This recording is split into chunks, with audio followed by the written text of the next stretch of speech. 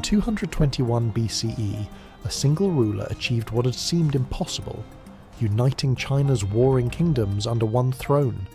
Yingzheng, king of Qin, declared himself Qin Shi Huang, the first emperor. His reign would reshape civilization itself. Roads, laws, currency, weights, even the written word, all would bend to a single standard. This was not merely conquest, but transformation on a scale never before attempted. What follows is a reconstruction of that world, the systems, the labour, and the order that defined an empire.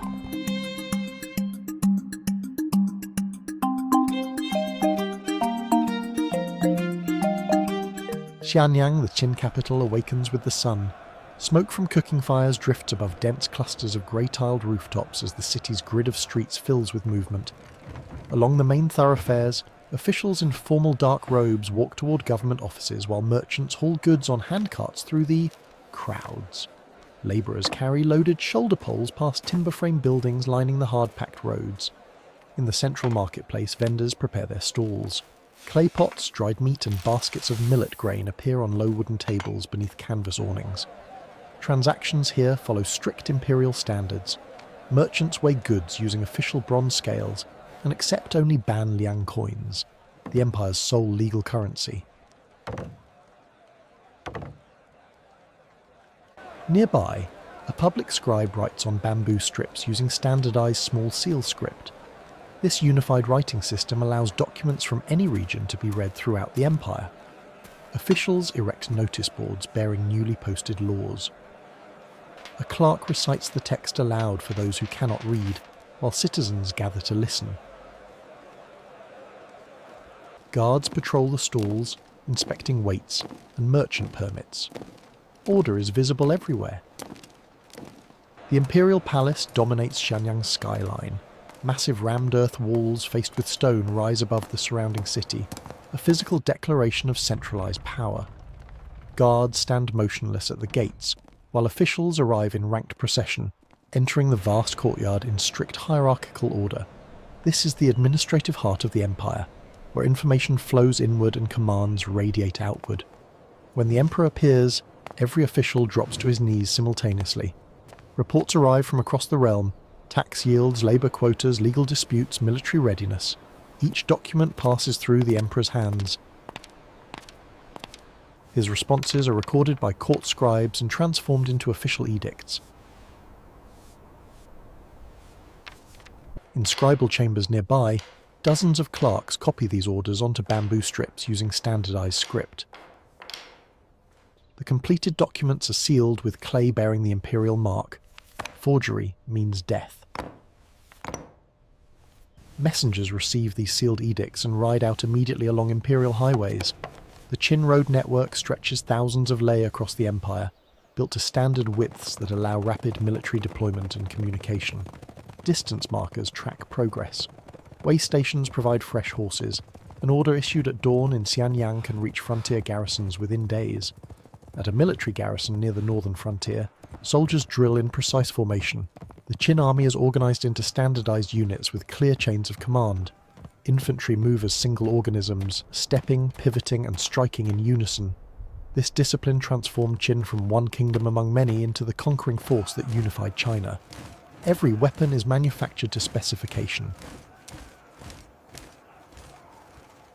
Every soldier knows his place. The same principle governs the army as governs the empire itself.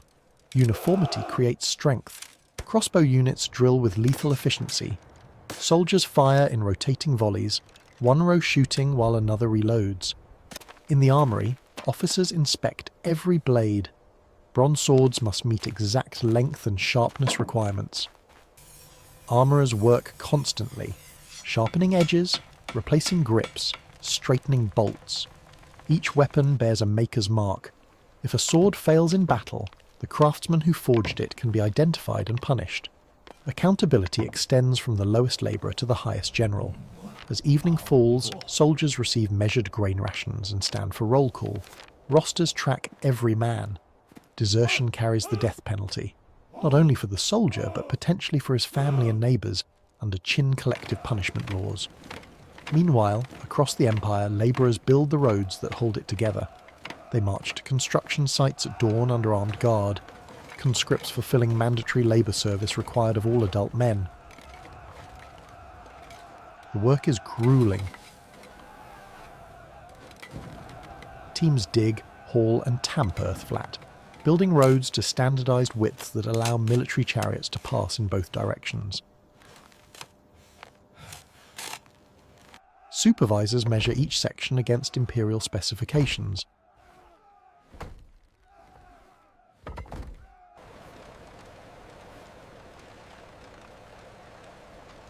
Stone distance markers are set at regular intervals, carved with characters indicating the distance to Xianyang.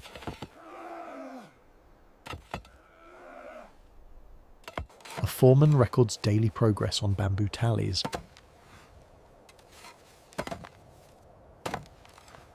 Data that will travel back to the capital for imperial review. Every road is a chain linking the emperor to his realm. Supply convoys travel mountain roads to reach the northern frontier, where the empire's most ambitious construction project rises along the ridgelines. This is not yet the stone Great Wall of later centuries that will come over 1,000 years later. The Qin Wall is rammed earth and timber, built by sheer human labour on a scale difficult to comprehend. Hundreds of thousands of conscripts work these sites. Many are convict labourers serving sentences under Qin law, where even minor offences can result in years of hard labour. Others are peasants fulfilling mandatory state service. They dig, haul and pound earth from dawn until dusk. Woven baskets loaded with soil and stones travel up steep ramps on human backs. An endless chain of workers ascending and descending like ants on a hillside. The construction method is rammed earth. Layers of soil pounded between wooden frames until they harden into solid mass. Teams work in rhythm, tamping poles rising and falling together. Section by section, the wall extends across mountain terrain, following ridgelines for defensive advantage. Guards watch both the workers and the northern horizon, where nomadic raiders pose a constant threat. Conditions are brutal, rations are measured and minimal, rest breaks are short. Many workers die from exhaustion, injury or disease, and are buried within the wall itself.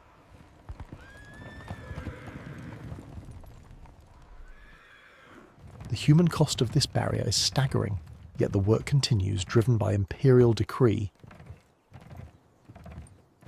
Meanwhile, the Empire's weapons come from foundries like this one. Smoke rises constantly from furnace buildings where bronze is cast into swords, crossbow triggers and arrowheads, standardized tools of Qin military power. Every weapon leaving this foundry bears a maker's mark. If a sword breaks or a crossbow misfires, the craftsman responsible can be traced and punished. This accountability system ensures quality control across thousands of identical pieces.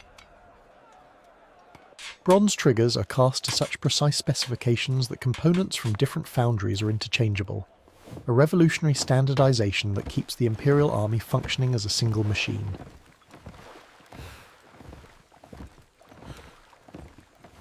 Beyond the foundries, the Empire's foundation rests on its farming villages. Most of the population lives in small agricultural settlements like this one, working land that technically belongs to the state. Farmers grow rice in flooded paddies and millet on dry fields, using techniques passed down through generations. Life follows the rhythm of planting and harvest, but it is never free from imperial oversight. Local officials arrive regularly to check household registers. Every family is counted, every adult male tracked for labour and military conscription. The tax collector measures grain using standardised bronze vessels, the same units used across the entire empire. A portion of every harvest flows to government granaries, feeding soldiers, labourers, and the capital itself. Farmers keep what remains. As tribute carts converge on Xianyang, the scope of imperial administration becomes clear. Grain, metals, timber, and tax records arrive from every corner of the realm. In his private chamber, the first emperor reviews maps showing roads and walls extending to the horizon. Each document he seals carries the weight of absolute authority. This is the Qin world, unified by force, maintained by law, built by countless hands. an empire of standardization, control, and relentless ambition that would shape China for millennia to come.